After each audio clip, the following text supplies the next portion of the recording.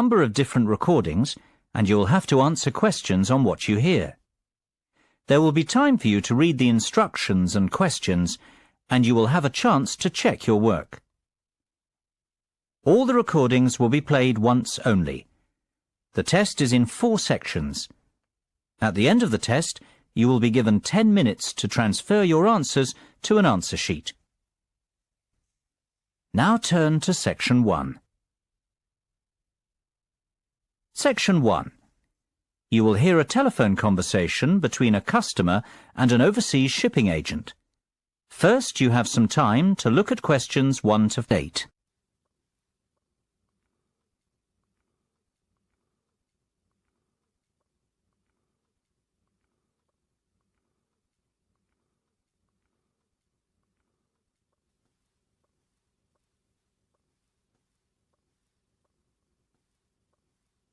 You should answer the questions as you listen, because you will not hear the recording a second time. Listen carefully and answer questions 1 to 8.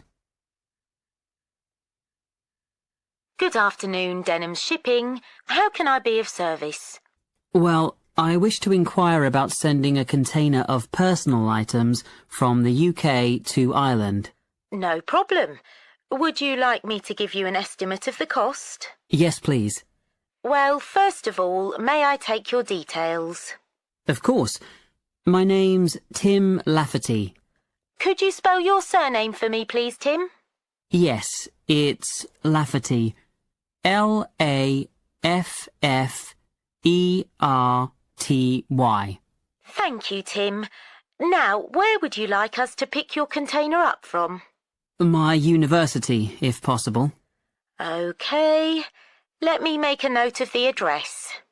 It's Abbeyfield University. Is that A-B-B-E-Y-F-I-E-L-D?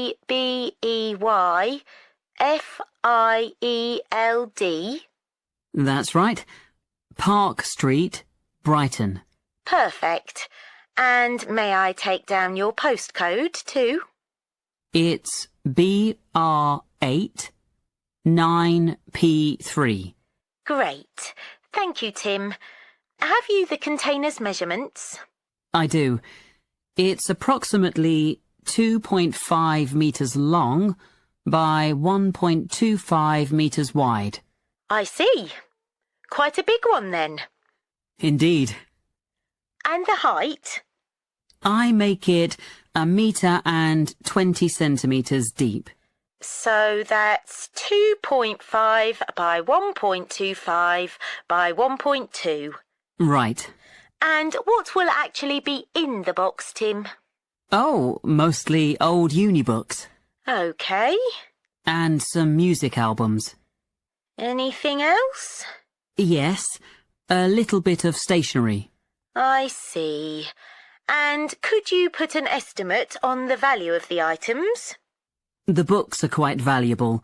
They're worth around £1,800.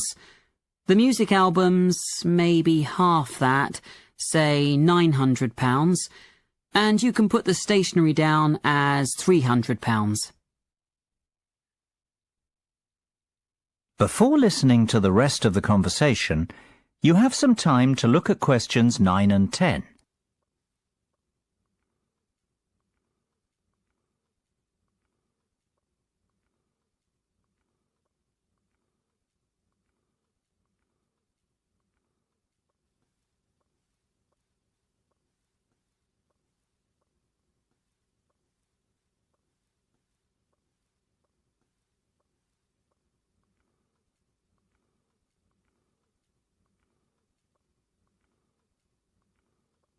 Now listen and answer questions 9 and 10.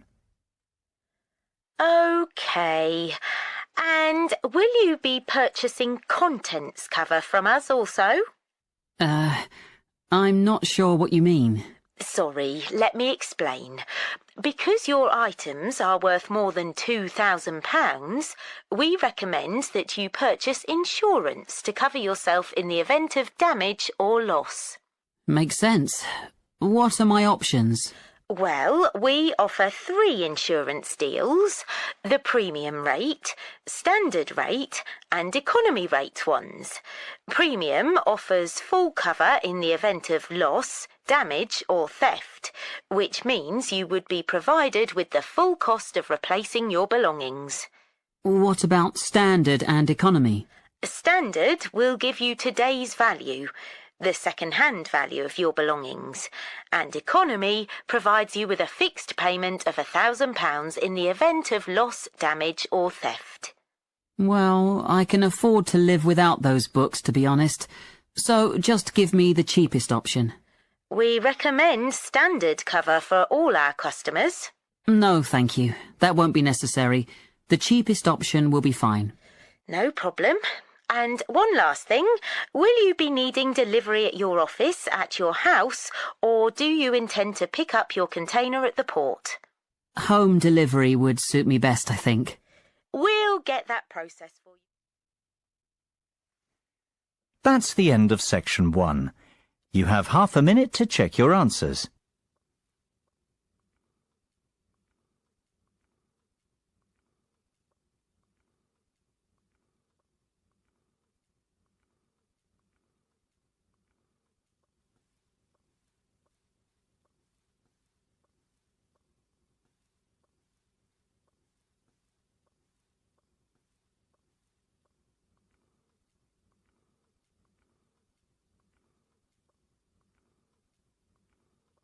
Now turn to section 2.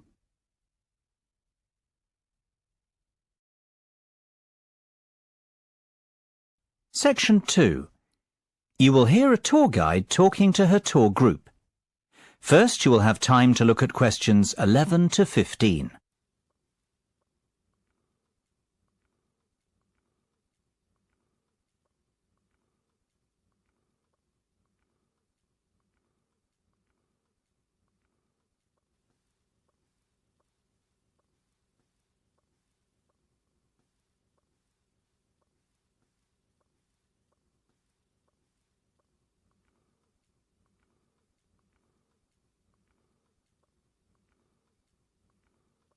Now listen carefully and answer questions 11 to 15. Well, we certainly have a busy day ahead of us, so let's get started, shall we? You'll find a map of the museum with the itinerary I've just handed out. The museum's our first port of call, so let's have a look at the map now.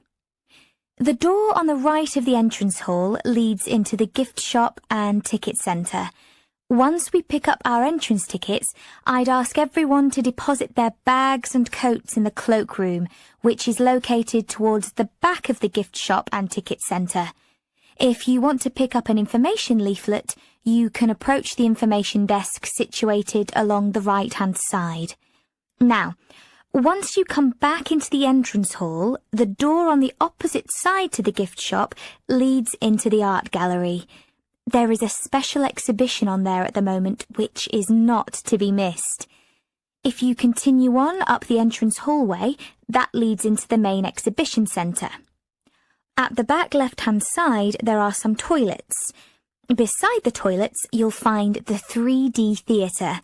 I strongly recommend that you make time for the 30-minute presentation in the theatre. It is well worth a viewing. Running along the right-hand side of the main exhibition centre is the Modern Art Studio. Here, not only can you view some of the most famous works of the 20th century, but you can also sit in on a workshop run by a local artist. So, that's the Art Museum. Before you hear the rest of the discussion, you have some time to look at questions 16 to 20.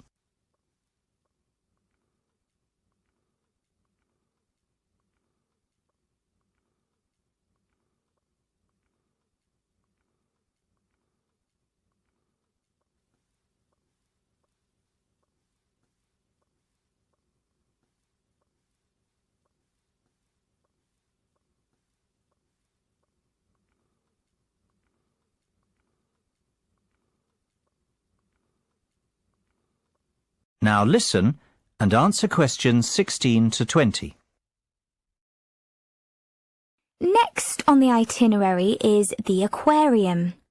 Depending on how long we spend at the museum, we might have to give this one a miss. It's not what I'd call a highlight of the day, but it would be a shame if we didn't get to see it, as it's en route to the Solheim Country Club, where we're booked in for lunch at 1 o'clock.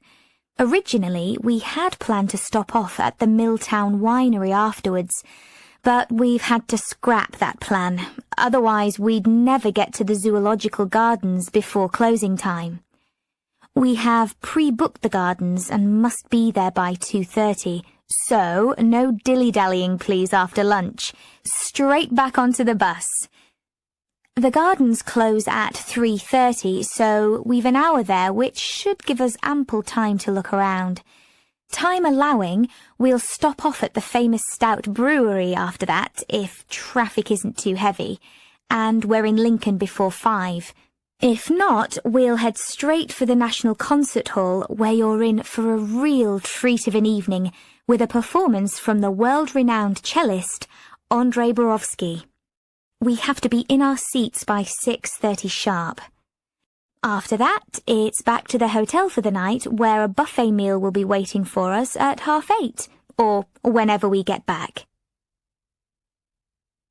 That is the end of section 2. You now have half a minute to check your answers.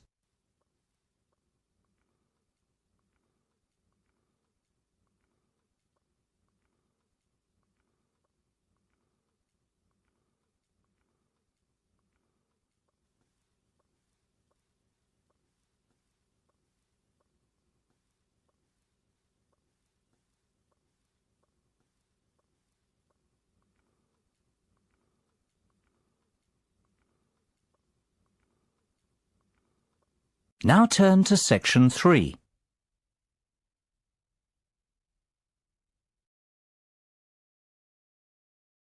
Section 3. You will hear a discussion between 2 design students and their tutor on a practical assignment. First, you have some time to look at questions 21 to 25.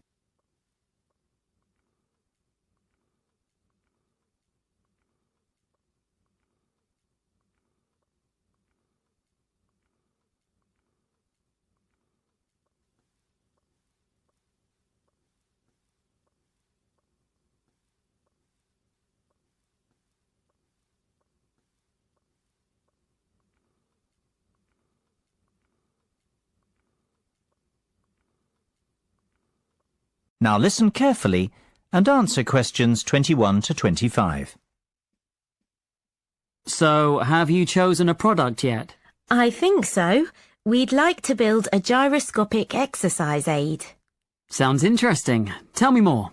Well, we did some research and were amazed to discover the sheer range of applications for gyroscopic technology. Gyroscopes are used in laser and optical devices and can be found in many consumer appliances too. Right. Tell me about this product specifically, though. The aim of the assignment is to create something practical, functional and beneficial for consumers. Justify your decision. Well, we believe we can design and build a cheap and effective muscle strengthening aid by taking advantage of the inertial forces created by a gyroscope. Yes. What we want to do is design a ball which can be held in the palm. Within the ball, there will be a simple gyroscope. This gyroscope can be set in motion by movement of the lower arm and wrist together in sync. The device will not require any external power source because it will be sustained by the movement of the arm and wrist. This will create considerable resistance and an excellent lower arm strengthening aid. It will be simple to design and cheap to produce, yet extremely effective. This all sounds very good. I'm impressed. Thanks, Mark. We're glad you like it. I think we're really onto something here. Our research has told us there's nothing comparable in the market and that a product like this would have multiple uses. Not only could it be used as an everyday toning and exercise device, it could also be beneficial to people in rehabilitation who have suffered serious lower arm injuries. We see the product being marketed towards high-performance athletes, like tennis and golf players, for whom lower arm strength is vital too. Before you hear the rest of the discussion, you have some time to look at questions 26 to 30.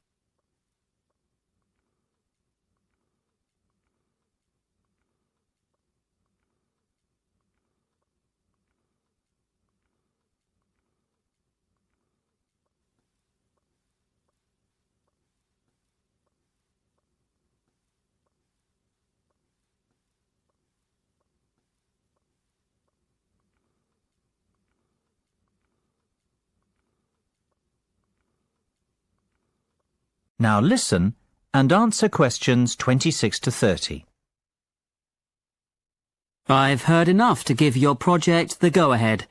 Now, let's talk costs. Right. Well, we estimate that around £3,000 will be required for product development.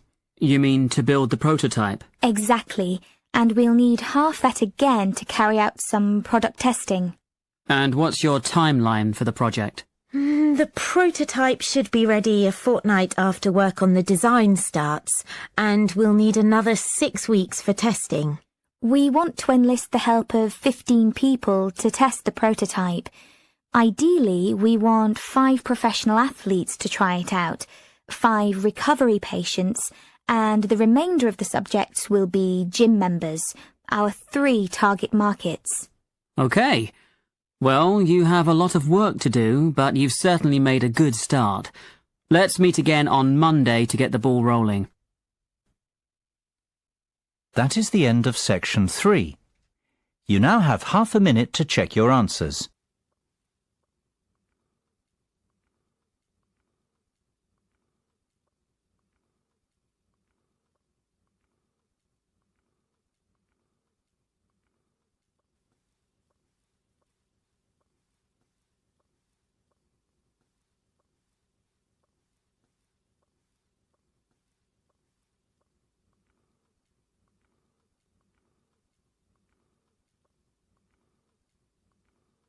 Now turn to section 4.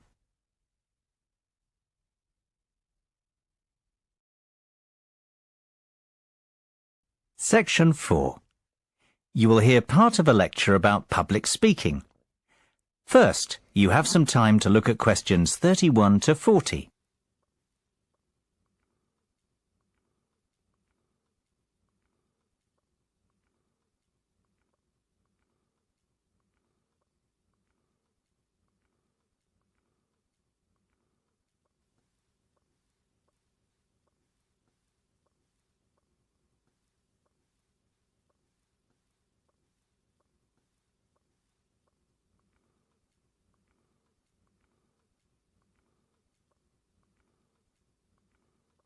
Now listen carefully and answer questions 31 to 40. It is only natural to feel somewhat nervous before giving a speech, and while a few nerves never did any harm, and can in fact prove beneficial, letting your nerves overcome you can be detrimental. Today's presentation will focus on ways to control those butterflies and help you to give better presentations in future. First and foremost, you've got to know your material. I can't stress that enough. If you fail to prepare, you might as well prepare to fail. Even the most experienced speakers never turn up unprepared and never try to wing it. Personalize your subject and use humour, anecdotes, and conversational language. This will make it easier for you to remember what you want to say. Secondly, practice, practice, practice. Rehearse well in advance, and preferably out loud, and with all the equipment you plan on using. Practice your timing, when to pause and when to breathe, and prepare for the unexpected. Something always goes wrong, especially when you're relying on technology, so always have a backup plan. Get to know your audience before you have to stand up in front of them. Meet and greet them on the way in, perhaps. It is much easier to talk to a group of friends than a group of strangers. And, just as importantly, know your room as well. Arrive early, pace the speaking area, and practice using the microphone and visual aids. The hardest part is trying to relax. Never rush straight into your speech. Begin slowly and address the audience first. In fact, even before you start, take a few deep breaths. You know, 1 1,000, 2 1,000, 3 1,000. This will turn your nervous energy into enthusiasm. Visualization can be a great confidence booster. Visualize yourself making the speech in the way that you intend. Imagine your voice loud and confident, and picture the audience clapping and rooting for you. Remember, people want you to succeed. The audience wants to hear an interesting and insightful speech. They aren't hoping you make a fool of yourself. Whatever you do, avoid making unnecessary apologies. If you make a mistake or two, forget about it. Few will notice, and it will all be forgotten before too long. People often forget the importance of body language. Don't underestimate this. Your words carry far less meaning than your delivery. Success is defined by your intonation and confidence. If you come across as a confident person, people will listen to you. You will command their attention. Stand tall and proud and deliver with conviction. Humans are very bad listeners. We remember less than 25% of what is said and place far more emphasis on how it is said. Last of all, be realistic and give yourself a chance. No one becomes the perfect speaker overnight. It takes time to hone your presentation skills. That is the end of section 4.